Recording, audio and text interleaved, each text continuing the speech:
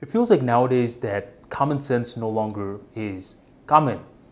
I mean, here we are living in the information age, and it feels as though that more people are agitated than ever.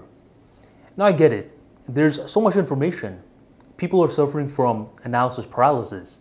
That's one problem. The other problem is that everyone out of the blue moon is a subject matter expert. With social media, it's as though everyone has a voice. And when everyone has a voice, it's hard to distinguish who knows what they're talking about versus who doesn't know what they're talking about. And if you can't scope the right information from the wrong information in context to your life, then you're going to be someone that's getting outraged left and right. And that's been happening so much as of late. In today's video, I'm going to be talking about critical thinking, the ability to get data, analyze it, evaluate it, and reach a sound judgment. Now, this sounds like a very objective definition regarding critical thinking, which it should. But at times, what we start realizing is that the things that we consider the most objective ends up becoming subjective once we start dealing with humans. And today's video is going to help you understand how to navigate that. Because critical thinking is a journey that only you can take for yourself. We want to help all these people learn how to think, but first we need to work on ourselves. And that's exactly what today's video is going to be covering. When I was in the College of Engineering, I basically went to school to develop my critical thinking skills. Now, if you're not an engineer or you're not in a technical field, the whole phrase engineering sounds scary. I could never do that. In reality, you could do that. I'm confident that I could teach anyone out there to be an engineer as long as there's some desire. Because here's the thing with engineering. You're able to have black and white steps. You understand when something is working versus when something isn't working. Imagine this camera, for example. I'm about to record my YouTube video, and right before I'm about to record my YouTube video, the camera isn't turning on. Well, if the camera isn't turning on, now I can conclude that it isn't working. So I get the camera, I put it in my bag, I take it to Geek Squad, and I get them to fix it. Pretty simple. Now imagine if I'm having a debate with my friend Johnny. It's getting heated, and I know that I'm right, and I know that he's wrong. Well, imagine if I take him to Geek Squad and I tell Geek Squad to fix him. Would that work? No. It would be a perfect world if it did work, but it doesn't. It's because in the real world, machines don't argue back, but people do. And when humans are involved, we realize that something that we consider objective, unfortunately at times, can turn extremely subjective. Other than stuff like math, for example, we can use math in a correct way where we can use logic. But other times, we realize that logic falls apart when humans are involved. Why is that, Armani? Why can't humans become more logical like me? I'm so logical. We like to think of ourselves as more logical than we are until there's a certain topic that comes up that hits our nerves. And for you to understand that critical thinking is a lifelong process, you just got to understand how humans and you work.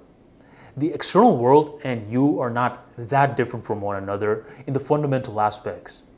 So let's break it down. Why is it that us humans are getting so emotional at times?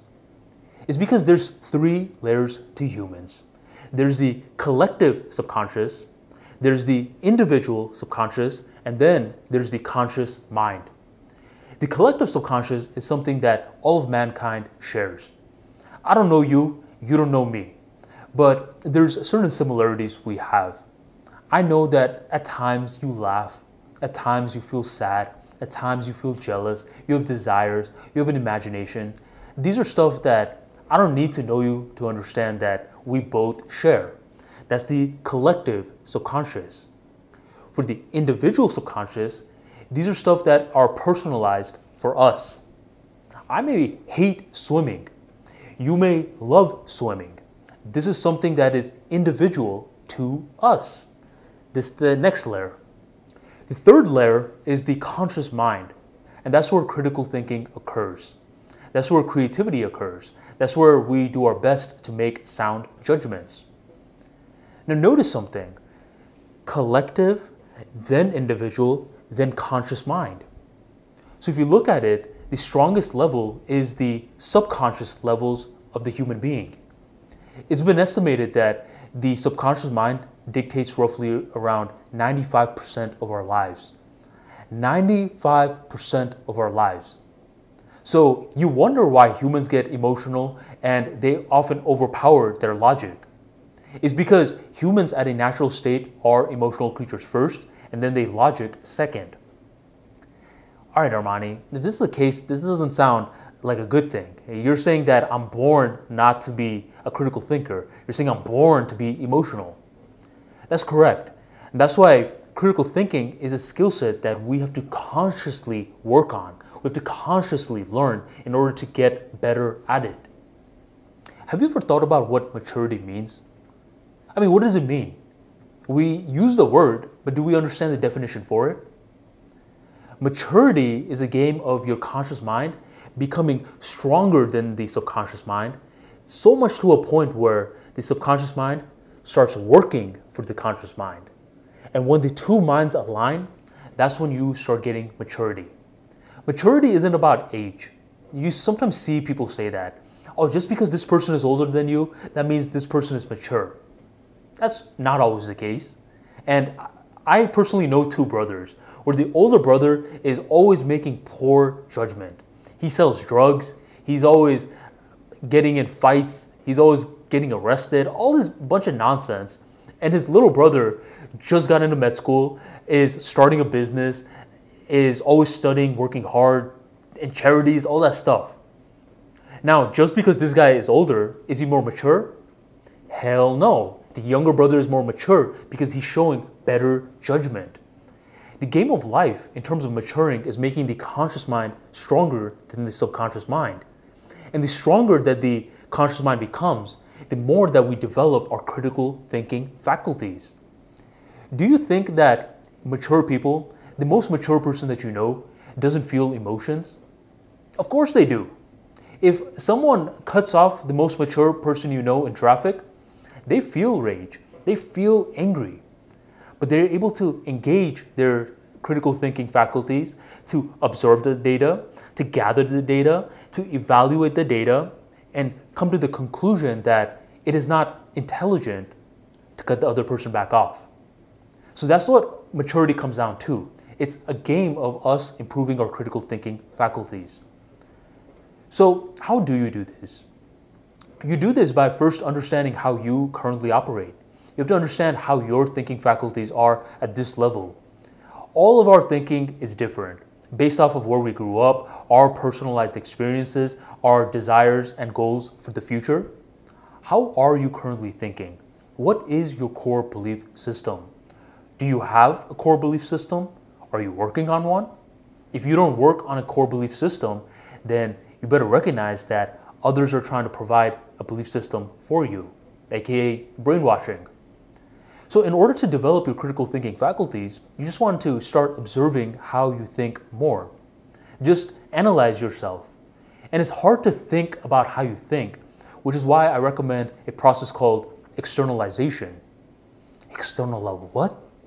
Externalization. And this is when you are getting the internal world to the external world.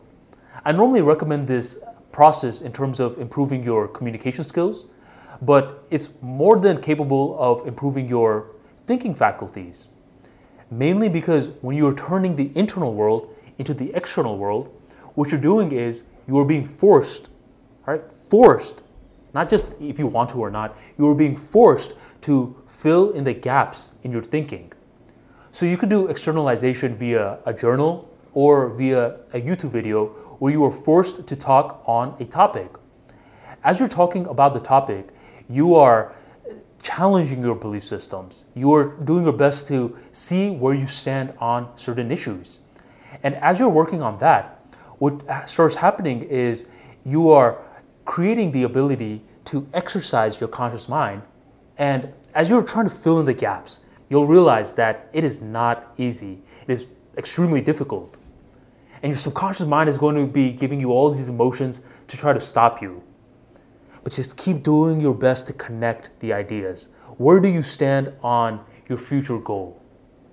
And when you're doing your best to do this, if you can just connect one thought from your internal world to your external world, you have successfully externalized one thought. And the more gaps that you close, the more that your critical thinking faculties rise. Do you see why I tell you not to try to change the thinking of someone else? It's because this is work. It requires a lot of effort. And this is only an effort that we can take for ourselves. So what you just want to start realizing is that us humans, we're not wired in a way where critical thinking is the first thing that we are meant to be working on. It's a conscious choice for that matter. Our ancestors weren't critical thinking, so at the core level, we're emotional creatures. In order to mature as people, we have to work on the skill set and we have to take deliberate action. You can think about your thinking or you can externalize your thinking so it's much easier to evaluate it. Later on, what I recommend is you collect all your journals, all your videos, so as you start progressing in your life, you could revert back to those journals or those videos, and it becomes much easier for you to connect more dots with one another. You're able to fill in gaps with different journal entries, with video entries. But this is a game, and it's a very fun game at that. In school, we get the lesson first, and then we get the exam. In the real world, we get the exam first, and we can choose to get the lesson. So choose to get the lesson. Take deliberate focus in your thinking faculties, or others will control your thinking for you. If you want more tips and tricks into improving your mentality, make sure you check out the Level Up Mentality, the #1 book in order to re-engineer your mindset for confidence. Your mind is fuzzy, it's all over the place, so let's take some effort in order to fix it. In the Level Up Mentality, you get 300 plus pages of practical content regarding the subconscious mind, the conscious mind, and how to make the two minds best friends. To grab your copy, check out the description box and the link right on below. And thank you for joining the Armani Talks YouTube channel.